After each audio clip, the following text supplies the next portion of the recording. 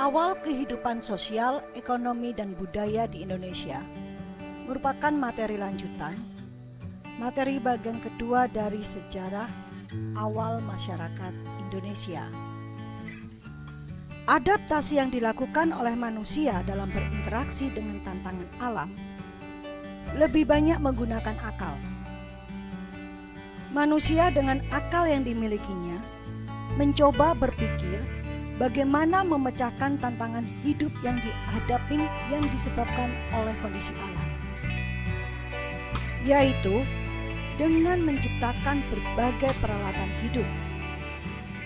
Perkembangan yang terjadi justru pada alat-alat kehidupan yang digunakan dari zaman ke zaman. Perkembangan kehidupan manusia terjadi bukan hanya pada hubungan manusia dengan lingkungan alam. Interaksi di antara sesama manusia mengalami perkembangan pula. Interaksi manusia akan melahirkan bentuk kehidupan sosial, ekonomi, dan keluarga. Kebutuhan yang menjadi dasar hubungan antar manusia dapat berupa kebutuhan yang bersifat materi maupun non-materi. Kebutuhan non-materi, misalnya kebutuhan biologis.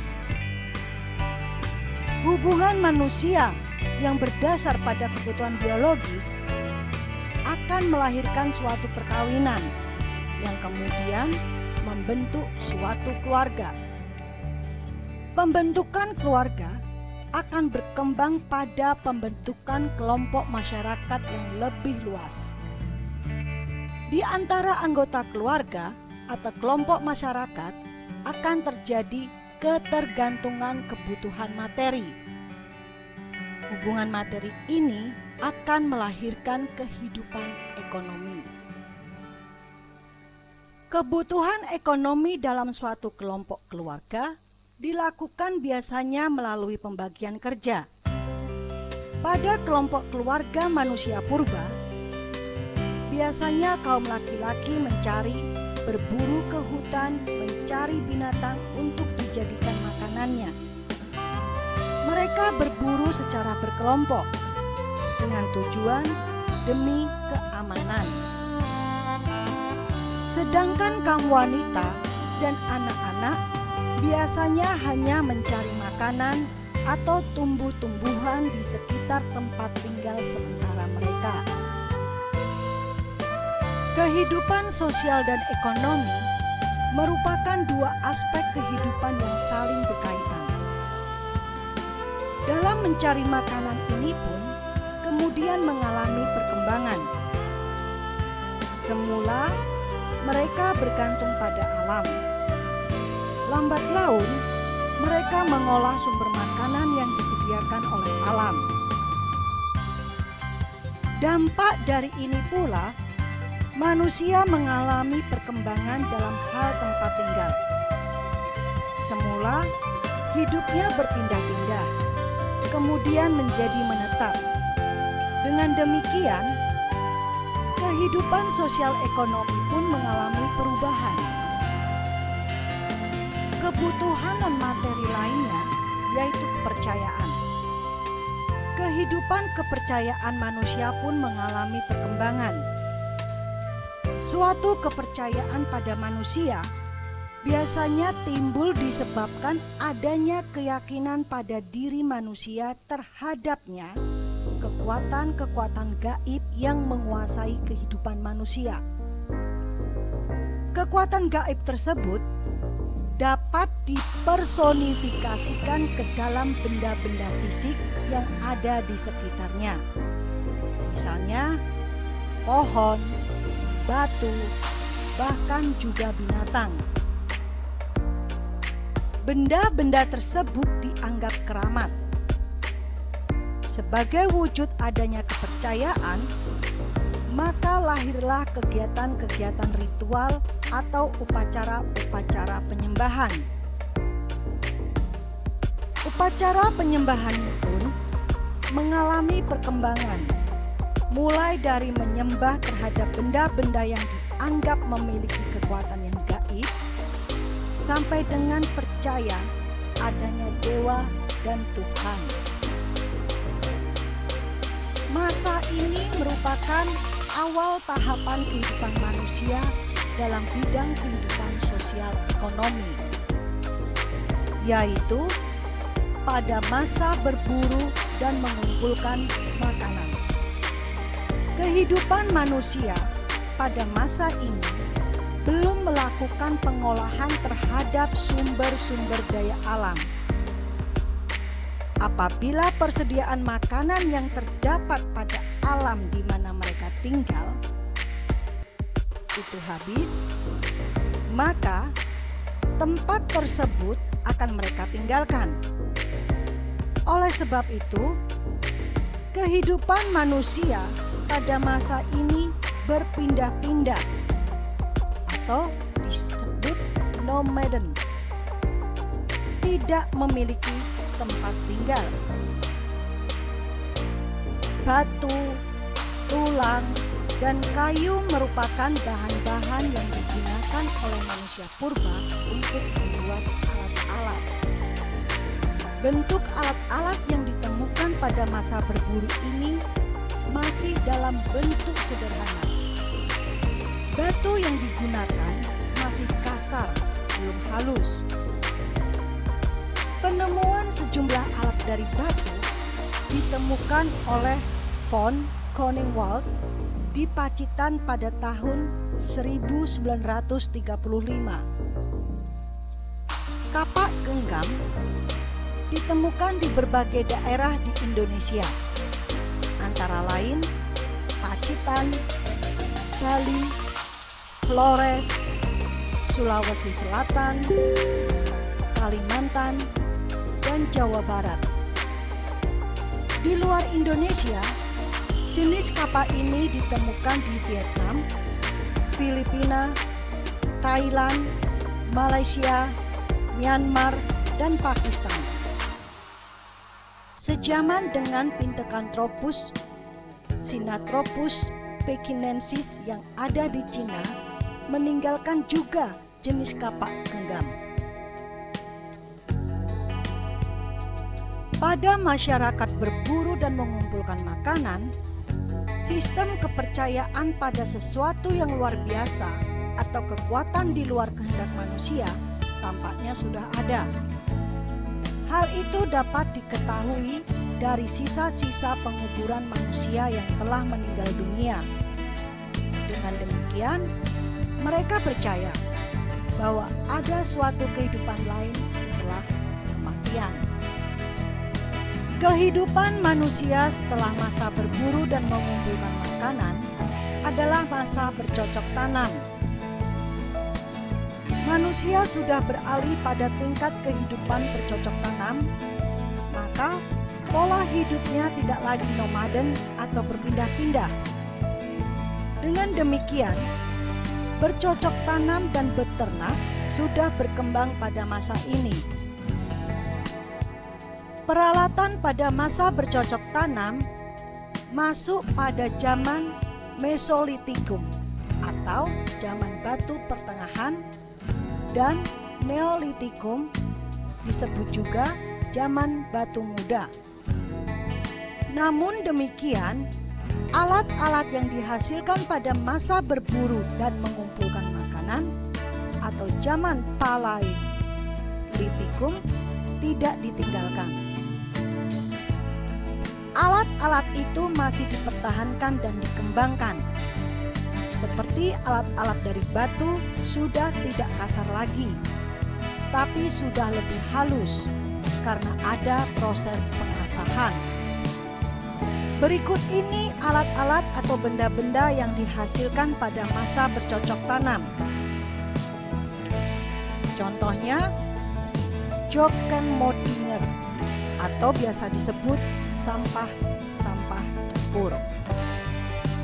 Selain itu, jenis tempat tinggal lainnya ialah Apicius roses, yaitu tempat berupa gua-gua yang menyerupai ceruk-ceruk di dalam batu karang. Peralatan yang ditemukan berupa ujung panah, flakes, batu-batu penggiling, dan kapak-kapak yang sudah diasah. Alat-alat itu terbuat dari batu. Ditemukan juga alat-alat dari tulang dan tanduk rusa.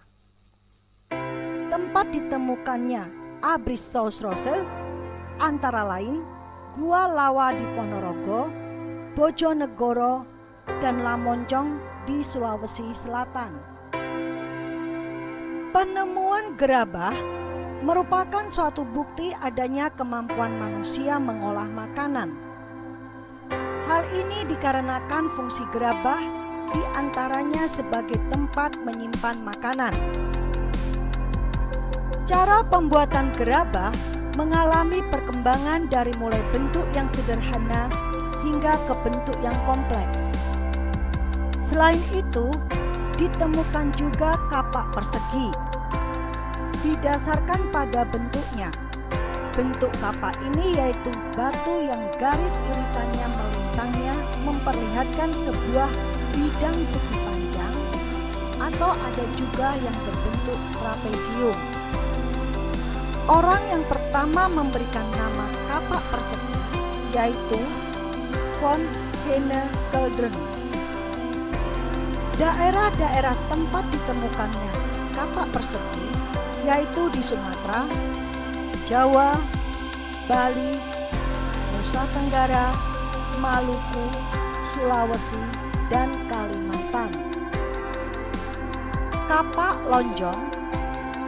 Pemberian nama ini berdasarkan pada bentuk. Bentuk alat ini yaitu garis penampang memperlihatkan sebuah bidang yang berbentuk lonjong. Kapak lonjong masuk ke dalam kebudayaan Neolitikum Papua karena jenis kapak ini banyak ditemukan di Papua. Kapak ini ditemukan pula di daerah-daerah lainnya, yaitu di Seram, Gorong, Tanimbar, Leti, Minahasa, dan Sarawak. Selain di Indonesia, jenis kapak lonjong ditemukan pula di negara lain, seperti Cina dan Jepang, daerah Assam dan Burma Utara. Selain peralatan kehidupan tersebut, ditemukan juga perhiasan. Hiasan sudah dikenal oleh manusia pada masa bercocok tanam. Kebudayaan lainnya yang dimiliki oleh manusia pada masa bercocok tanam, diperkirakan mereka telah memakai pakaian. Bahan yang digunakan untuk pakaian berasal dari kulit kayu. Daerah tempat ditemukan bukti adanya pakaian adalah di Kalimantan dan Sulawesi Selatan. Kepercayaan manusia ini mengalami perkembangan. Pada masa berburu dan mengumpulkan makanan, kepercayaan baru sebatas adanya penguburan. Kemudian berkembang pada masa bercocok tanam dan perundagian. Bukti peninggalan kepercayaan pada masa bercocok tanam yaitu ditemukannya bangunan-bangunan batu besar yang berfungsi untuk penyembahan. Zaman penemuan batu-batu besar ini disebut dengan zaman Megalitikum. Bukti adanya kepercayaan pada masa itu ditemukannya menhir. Menhir merupakan tiang atau tugu batu yang dibuat untuk menghormati roh nenek moyang. Kedua, sarkofagus menyerupai peti mayat atau keranda yang bentuknya seperti palung atau lesung, tetapi mempunyai tutup. Ketiga, dolmen. Tempat lain untuk melakukan pemujaan pada arwah nenek moyang pada waktu itu adalah dolmen. Selain dolmen dan sarkofagus, ditemukan juga kubur batu yang fungsinya sebagai peti mayat.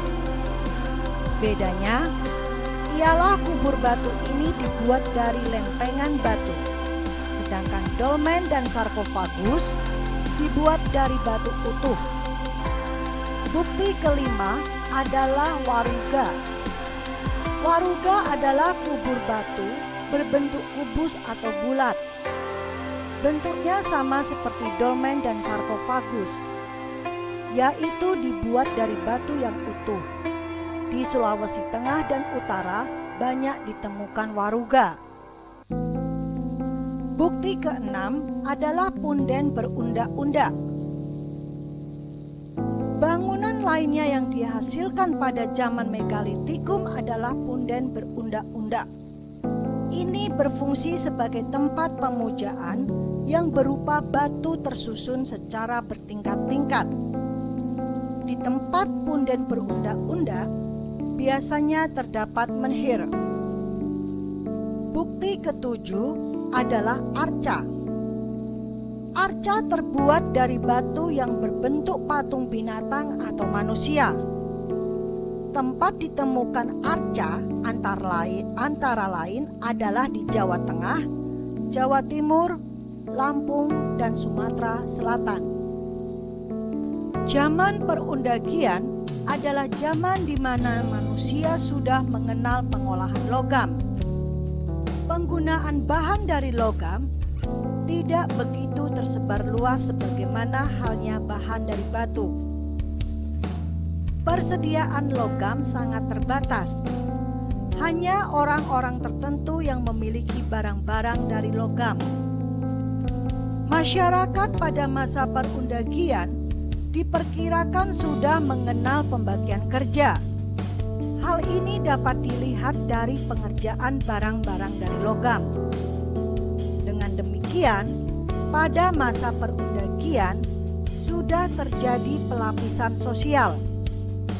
Bahkan bukan hanya pembuat dan pemilik, tetapi adanya pedagang yang memperjualbelikan logam.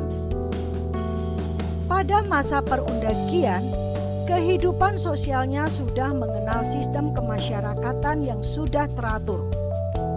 Masyarakat hidup diikat oleh norma-norma dan nilai. Norma-norma dan nilai-nilai ini diciptakan oleh mereka sendiri. Sistem mata pencarian pada masa perundagian sudah mengalami kemajuan. Mereka mampu mengolah sumber-sumber daya yang ada di alam untuk dijadikan bahan makanan. Cara bertani berhuma yang ada di alam untuk dijadikan bahan makanan. Cara bertani berhuma sudah mulai berubah menjadi bertani dengan bersawah. Ada perbedaan dalam cara bertani berhuma dengan bersawah. Dalam bertani berhuma, ada kebiasaan meninggalkan tempat olahannya. Apabila tanahnya sudah tidak subur, jadi hidup mereka pun tidak menetap secara permanen. Sedangkan dalam bertani bersawah, tidak lagi berpindah. Mereka tinggal secara permanen. Bukti adanya kehidupan bersawah yaitu dengan ditemukannya alat-alat pertanian dari logam, seperti bajak, pisau, dan alat-alat yang lainnya. Benda-benda yang dihasilkan pada zaman perundagian mengalami kemajuan dalam hal teknik pembuatan. Teknik pembuatan barang dari logam yang utama adalah melebur, yang kemudian dicetak sesuai dengan bentuk yang diinginkan. Bentuk bejana perunggu seperti gitar Spanyol tetapi tanpa tangkainya. Bejana ditemukan di daerah Madura dan Sumatera. Nekara ialah semacam berumbung dari perunggu yang berpinggang di bagian tengahnya dan sisi atapnya tertutup. Dengan hiasan yang demikian beragam, maka nekara memiliki nilai seni yang cukup tinggi. Beberapa tempat ditemukannya nekara yaitu Bali, Sumatera, Sumbawa, Roti, Leti, Selayar, Alor, dan Kepulauan Kei. Hubungan antar wilayah di Indonesia diperkirakan sudah terjadi pada masa perundagian dengan ditemukannya nekara. Hal ini dapat dilihat dari nekara yang berasal dari Selayar dan Kepulauan Kei, dihiasi gambar-gambar gajah, merak, dan harimau. Sedangkan binatang yang tercantum pada nekara tersebut tidak ada di daerah itu. Hal ini menunjukkan bahwa nekara berasal dari daerah Indonesia bagian barat atau dari benua Asia. Hal yang menarik lagi, ditemukannya nekara di Sangiang. Nekara yang ditemukan di daerah ini bergambar orang menunggang kuda beserta pengiringnya yang memakai pakaian orang Tartar. Dengan adanya gambar tersebut menunjukkan terjadi hubungan bangsa Indonesia pada saat itu dengan Cina. Jadi, hubungan antara Indonesia dengan Cina sudah ada sejak zaman perunggu. Kapak ini disebut kapak corong karena bagian atasnya berbentuk corong yang sembirnya belah. Tempat ditemukan kapak tersebut yaitu di Sumatera Selatan, Bali, Sulawesi Tengah dan Selatan, Pulau Selayar, dan Irian dekat Danau Sentani. Manusia pada perundagian sudah memiliki apresiasi yang cukup terhadap seni. Hal ini dibuktikan ditemukannya berbagai hiasan. Hiasan yang ditemukan berupa gelang tangan, gelang kaki, cincin, kalung, dan bandul kalung. Pada masa perundagian, dihasilkan pula arca-arca yang terbuat dari logam perunggu. Tempat ditemukan arca-arca tersebut yaitu di Bangkinang, Provinsi Riau, Lumajang, Palembang, dan Bogor. Pada masa perundagian, memiliki sistem kepercayaan yang tidak jauh berbeda dengan masa sebelumnya. Praktek kepercayaan yang mereka lakukan masih berupa pemujaan terhadap leluhur. Hal yang membedakannya adalah alat yang digunakan untuk praktek kepercayaan. Sistem kepercayaan yang dilakukan oleh manusia pada zaman perundagian masih memelihara hubungan dengan orang yang meninggal. Upacara sebagai bentuk ritual kepercayaan mengalami perkembangan. Mereka melakukan upacara tidak hanya berkaitan dengan leluhur, akan tetapi berkaitan dengan mata pencaharian hidup yang mereka lakukan. Pada zaman prasejarah, diperkirakan kebudayaan Indonesia sudah memiliki hubungan dengan kebudayaan luar. Hubungan dengan luar ini memberikan perkembangan terhadap kebudayaan yang ada di Indonesia. Bukti yang menunjukkan adanya hubungan tersebut dapat dilihat dari alat-alat yang dihasilkan. Kebudayaan luar yang memiliki kesamaan di antaranya yaitu kebudayaan Dongson, kebudayaan Sahuyin, dan kebudayaan India. Perkembangan kebudayaan zaman perundagian dipengaruhi oleh kebudayaan Dongson.